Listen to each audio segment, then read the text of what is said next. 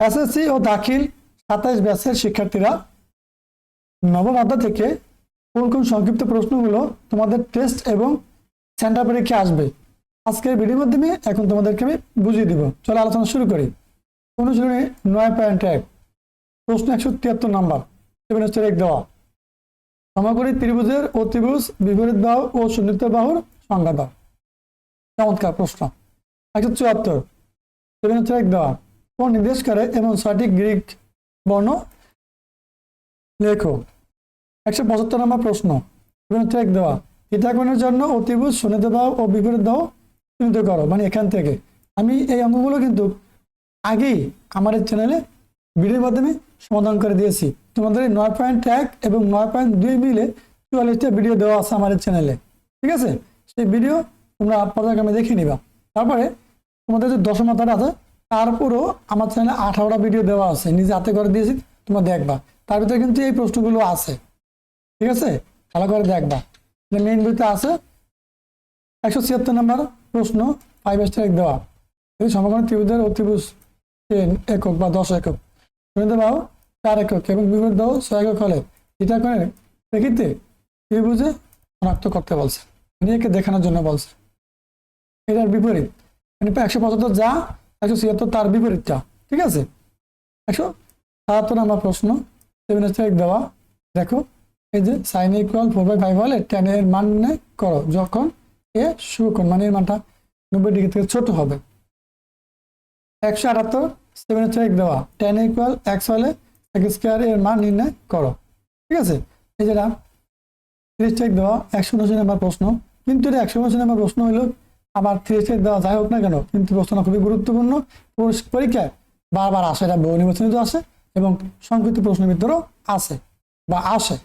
180 দেওয়া দেখা হচ্ছে sec square theta plus cosec square theta equal to sec square theta into cosec square theta. চমৎকার প্রশ্ন প্রিয় শিক্ষার্থীরা। 181 দেওয়া দেখা হচ্ছে cot স্কয়ার এ মাইনাস cosec স্কয়ার এ ইকুয়াল cot স্কয়ার এ ইনটু cosec স্কয়ার এ। তারপরে 182 নম্বর প্রশ্ন 7 দেওয়া cosec থিটা ইকুয়াল 5/3 হলে sec থিটা cot থিটা এর মান নির্ণয় করো।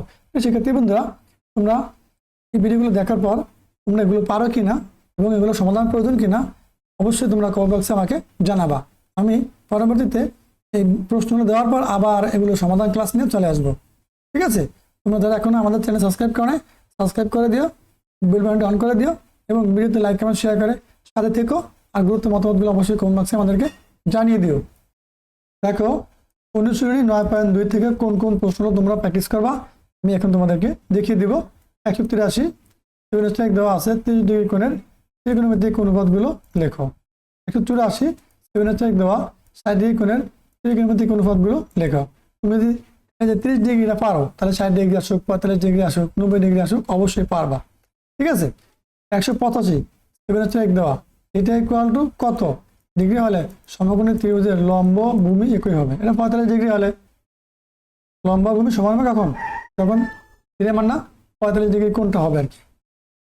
186 দেওয়া জ্যামিতিক পদ্ধতিতে sin 45 ডিগ্রি এর মান নির্ণয় করো। চমৎকার প্রশ্ন প্রিয় শিক্ষার্থীরা। তোমরা এটা যদি পারো সমাধান করবা, যদি না পারো তাহলে অবশ্যই কমেন্ট বক্সে জানাবা, আমি তোমাদেরকে এই প্রশ্নগুলো সমাধান করে ভিডিওর মাধ্যমে বুঝিয়ে দিব। 187 দেওয়া 9x equal to cot 9x হলে x এর মান নির্ণয় করো। চমৎকার। 188 নম্বর প্রশ্ন 7 দেওয়া sec square theta plus sin square theta equal to 3 হলে cosec থিটার মান কত, যেখানে থিটা সূক্ষ্মকোণ মানে 90 ডিগ্রি থেকে ছোট হবে। 189 নম্বর প্রশ্ন 7 দেওয়া 1 plus sin square theta equal 4 হলে tan থিটা এর মান নির্ণয় করো। 190 নম্বর প্রশ্ন 7 দেওয়া sin of 90 degree minus theta equal 5/13 হলে sin থিটা এর মান নির্ণয় করো। শিক্ষার্থীরা এগুলো কিন্তু সমাধান করা আমার চ্যানেল অটোমেটিক দেওয়া আছে। এই তোমাদের 9.1 এবং 9.2 এর উপরে 44টা ভিডিও মানে 44টা ভিডিও আমার চ্যানেলে দেওয়া আছে, A to Z ভালো করে দেখবা। তারপরে দশম অধ্যায়ের উপরে কিন্তু ভিডিও দেওয়া আছে, সব সমাধান করে দেখবা। আর তোমাদের এগুলোর সমাধান প্রয়োজন হলে অবশ্যই কমেন্ট বক্সে জানাবা। 191 দেওয়া tan of 90 degree minus beta equal 1/√3 হলে cosec বিটা এর মান নির্ণয় করো। মানে এখানে কোনটা লাগছে থিটা বা এ লেখা নাই, বিটা লাগছে।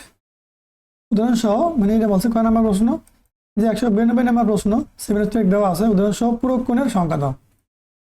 পূরক কোণের জ্যামিতি এটা প্রশ্ন। 193 নাম্বার 5 দেওয়া আছে, cosec 90 degree minus theta equal to 2 হলে থিটার মান কত। তারপর দেখো 194 নাম্বার প্রশ্ন 7 দেওয়া হয়েছে, cot of A plus 15 degree equal 1 হলে এর মান নির্ণয় করো।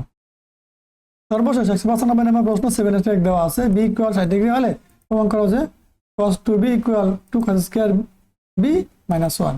চমৎকার। শিক্ষার্থীরা অবশ্যই তোমরা এই গুরুত্বপূর্ণ প্রশ্নগুলো বাসায় বাসায় প্র্যাকটিস করবা। দেখো অধ্যায় 10 দূরত্ব উচ্চতা। এই দূরত্ব উচ্চতা অধ্যায় থেকে তোমরা কোন কোন সংক্ষিপ্ত প্রশ্নগুলো টেস্ট পরীক্ষা এবং সেন্টার পরীক্ষার জন্য পড়বা আমি এখন তোমাদেরকে বুঝিয়ে দিব। খেয়াল করো, এই যে 196 নাম্বার প্রশ্ন 7 দেওয়া, উন্নতি কোণ অবনতি কোণের সংখ্যা দাও বা ব্যাখ্যা করো। উন্নতি কোণ অবনতি কোণ কি বলতে কি বোঝে ব্যাখ্যা করো। ঠিক আছে। 197 7 সমকোণের ত্রিভুজের চতুর্কোণ দ্বয়ের অনুপাত 2:3, প্রথম ত্রিকোণটির পরিমাণ নির্ণয় করো। আবার 198 7 দেওয়া, এদিকে আছে উচ্চতা ও ছায়া অনুপাত √3:1 হলে কাছের ত্রিকোণ নির্ণয় করো।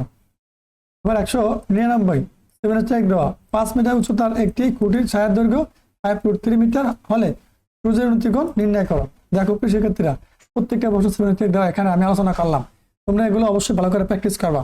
আর তোমাদের এই দশম অধ্যায়ের সবগুলো অঙ্ক কিন্তু আমি সমাধান করে ভিডিওর মাধ্যমে দিয়েছি। 18 থেকে 20টা ভিডিও দেওয়া আছে আমার চ্যানেলে, তোমার পর্যায়ক্রমে দেখে নিবা এবং নিজে হাতে করে বুঝিয়ে দিয়েছি এগুলো। 200 নম্বর প্রশ্ন 5 দেওয়া আছে, একটি দণ্ডের দৈর্ঘ্যের বর্গ তার ছায়া দৈর্ঘ্যের বর্গের 1/3 হলে এর প্রান্তবিন্দুতে সূর্যের উন্নতি কোণ কত। 201 নম্বর প্রশ্ন 5 দেওয়া, পি কিউ আর ত্রিভুজে কিউ কোণ সমান এক সমকোণ, P R Q ত্রিভুজে 60 degree, P R Q কোণ সমান 60 ডিগ্রি এবং পি কিউ সমান 8 সেন্টিমিটার হলে কিউ আর এর মান কত। তো শিক্ষার্থীরা এই ছিল আজকে তোমাদের ত্রিকোণমিতিক অনুপাত এবং দ্রুত উচ্চতার উপর খুবই গুরুত্বপূর্ণ একটা ভিডিও। তোমরা শুরু থেকে শেষ পর্যন্ত দেখবা, নিজেকে যাচাই করবা যেখানে কোন কোন প্রশ্নগুলো তুমি পারো এবং কোন কোন প্রশ্নগুলো এখনো পারো না, তোমাকে প্র্যাকটিস করতে হবে।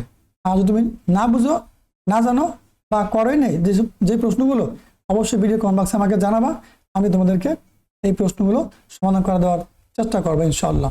তো ভালো থাকো, পরবর্তী ভিডিও দেখার আমন্ত্রণ জানিয়ে আজকে এখানে শেষ করছি। আল্লাহ হাফেজ।